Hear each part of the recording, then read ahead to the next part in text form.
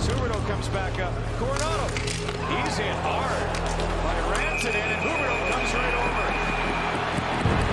Well, Mikko Rantanen continues to be on the front page, and Huberdeau sticking up for Coronado.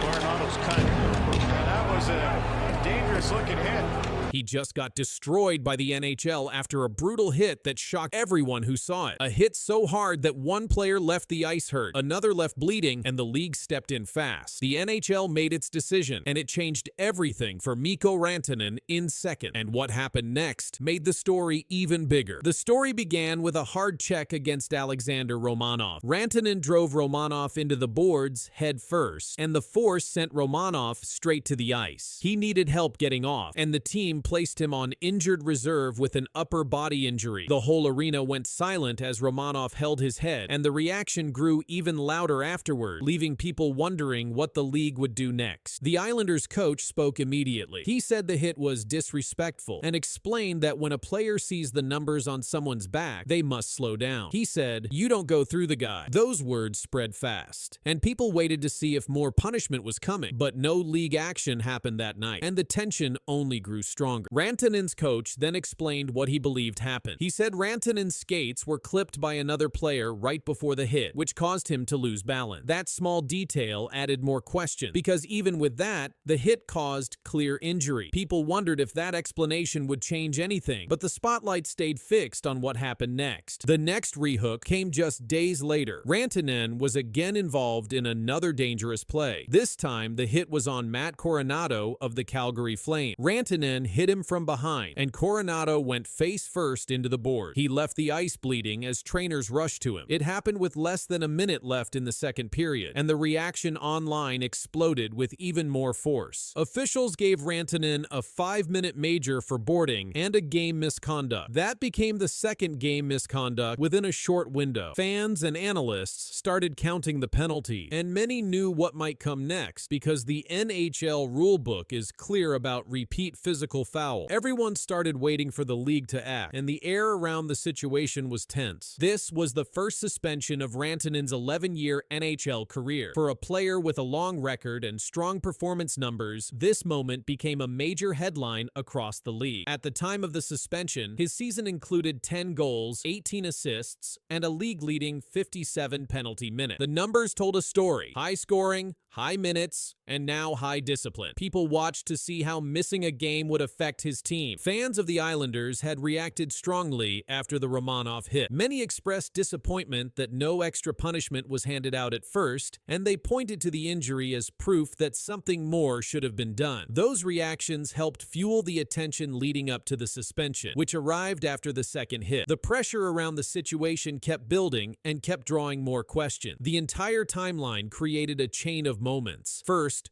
Rantanen hit Romanov, who ended up on injured reserve. Another rehook came when player safety rules were brought up. Rule 23.6 covers physical infractions like boarding, charging, checking from behind, clipping, elbowing, and interference. Those categories exist to keep the game safer, and this sequence showed how serious the league treats repeat cases. People became curious if more enforcement like this would happen again this season. Rantanen spoke about the Romanov hit. He said, "I obviously never meant to do that. I play hard, but I never try to be dirty on purpose. I got clipped a little bit and kept falling forward." His explanation added even more layers to the story. Some wondered how much the loss of balance mattered, while others focused on the repeated impact. The reaction made the story continue to grow even more. The hit on Romanov had already affected the Islanders' lineup. He had past injury concerns, and this new hit forced him back onto injured reserve. The team had to adjust, and the timeline of his return became unclear. Many wondered how long before he could play again. The story kept unfolding on both sides of the ice. Rantanen's situation is now part of the season narrative. A top forward with strong scoring numbers, high penalty minutes, and now a suspension for repeated physical misconduct. His next games will be watched closely. Fans will watch his hits, his minutes, and how he plays after the suspension. The pressure around him is now higher than before, and many want to see what his next shift looks like. The story moved fast. Two major major hits, 2 players hurt, 2 game misconducts, 1 automatic suspension, and a league watching every new play with more attention. The next chapter will unfold the moment Rantin steps back onto the ice, and many are waiting to see what happens next.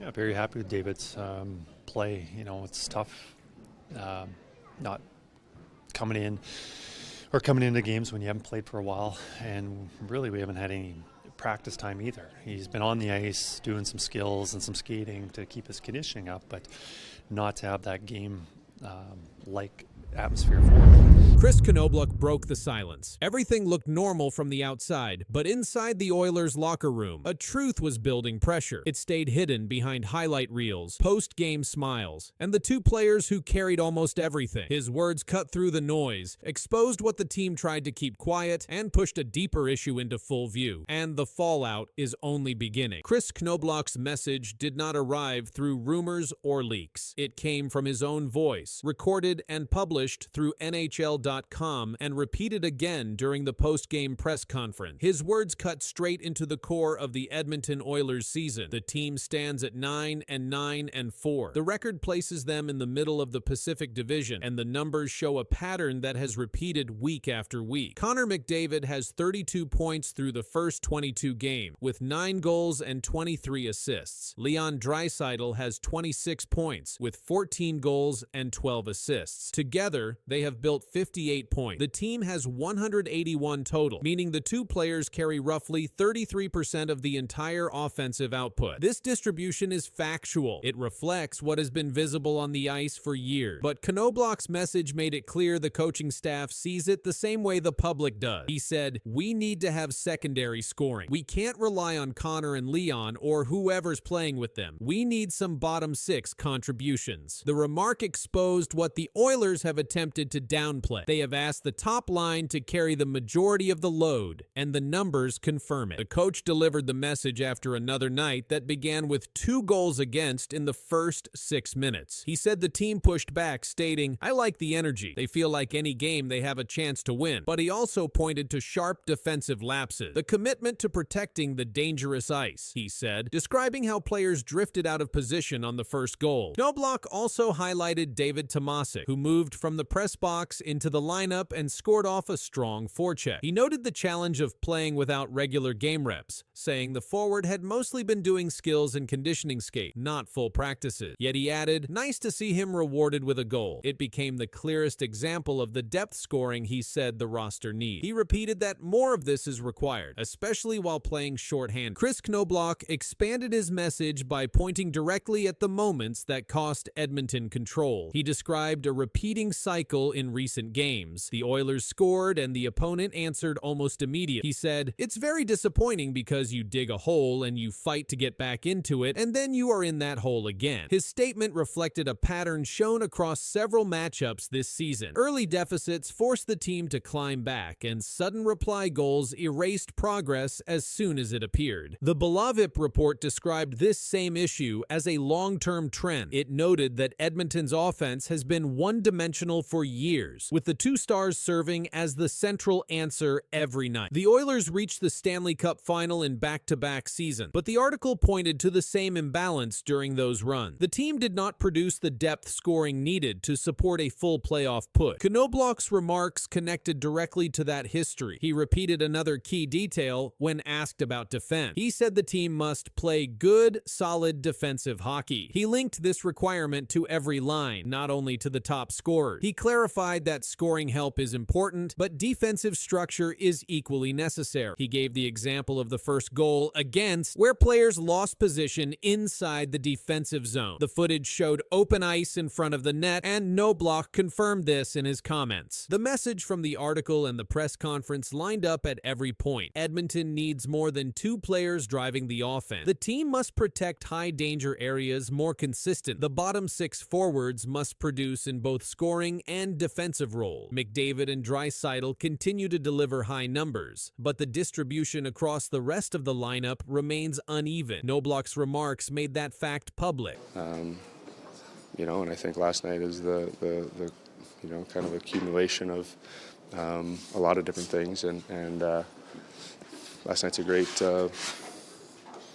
warning to the group what happens when you're not ready to roll. Connor McDavid drops a bombshell on Coach Knoblock, and the shock in that room was instant. Reporters called it a truth bomb, and the room shifted fast, which set the tone for everything that came next. That Beating message themselves did up and not playing very well.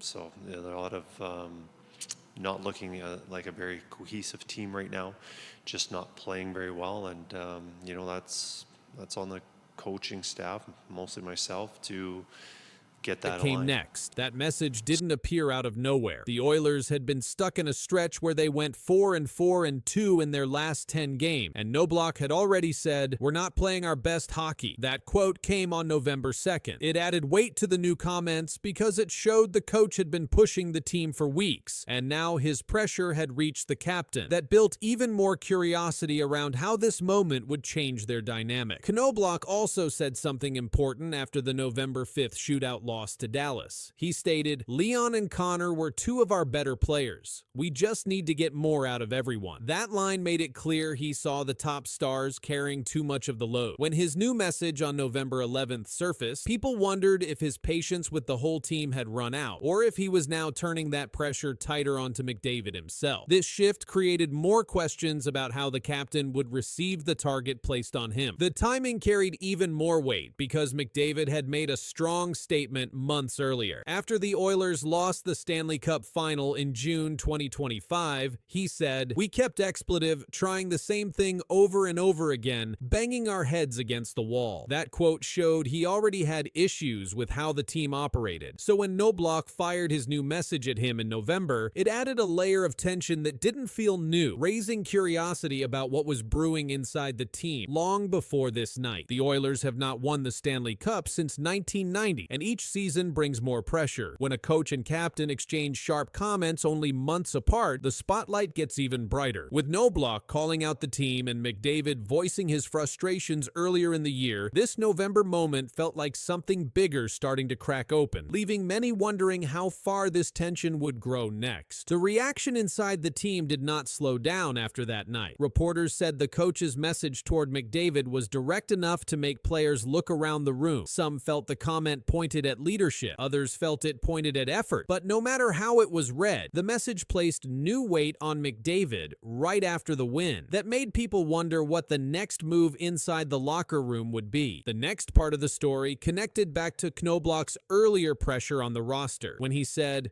"We're not playing our best hockey." It sounded like the coach wanted stronger direction from the top. This created a new curiosity. Was Knoblock now expecting McDavid to carry more than his play, or was he pushing him because the team had stalled? McDavid's past comments from June 2025 also sat in the background of this moment. His words after the Stanley Cup final, "We kept expletive, trying the same thing over and over again," pointed to problems he saw in the system. So when Knoblock fired his new message months later, it almost looked like both sides were responding to the same long-running issue. The Oilers' long Stanley Cup drought made the whole situation heavier. Every year the team gets closer or falls short. The demand for results grows. When both the captain and the coach deliver sharp comments within months of each other, it adds more stress to a group already squeezing for answers. That pressure creates more curiosity about how the Oilers will hold together as the season continues, and whether the tension between McDavid and Knoblock will push the team forward or pull it apart next. You know, and I think last night is the